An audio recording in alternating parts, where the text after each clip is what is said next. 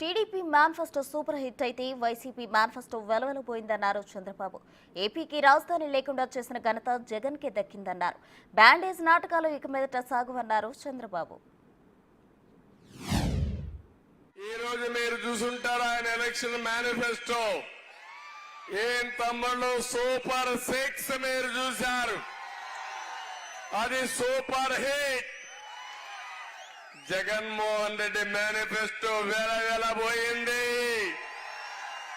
ఏమైనా ఉందా తమ్ముళ్ళు అని మిమ్మల్ని అడుగుతున్నా, ఏమైనా ఉందమ్మా అని మిమ్మల్ని అడుగుతున్నా, ఏమమ్మా ఆడబిడ్డలకు మీకు ఏమైనా కనపడిందా అని అడుగుతున్నా, ఏం తమ్ముళ్ళు మీకు ఉద్యోగాలు వస్తున్నాయని నీకు అడుగుతున్నా, రైతులు మీకేమైనా న్యాయం చేస్తానని చెప్పాడా అని అడుగుతున్నా. దేనికి ఎలక్షన్ మేనిఫెస్టో అంటే?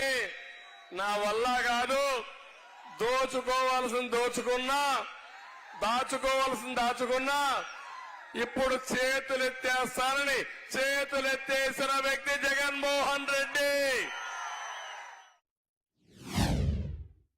మా తమ్ముడు బ్యాండేజ్ కట్టుకొచ్చారు చూడండి. పాపం ఎవరో గులకరాయి వేశారు, తెలియని గులకరాయి, అందుకే పాపం కన్ను పోయింది. అక్కడ కంటి పైన కూడా బాగా దెబ్బతింది. ఈ దెబ్బతో బ్యాండేజ్ తీసి వచ్చాడు ఈరోజు జగన్మోహన్ రెడ్డి. నాటకాలన్నీ వదిలేసి ఇప్పుడు రాష్ట్రం అంతా బ్యాండేజ్ కట్టుకోవచ్చే పరిస్థితికి వచ్చారు. ఒట్టొట్టి నాటకాలు ఆడితే రాజకీయం జరుగుతున్న తమ్ముళ్ళు అవి కూడా దమ్మ ఆడుకుందాం. నేను ఒకటే మిమ్మల్ని అందరిని అడుగుతున్నా, ఈరోజు ఈ రాష్ట్రంలో చైతన్యం రావాలి.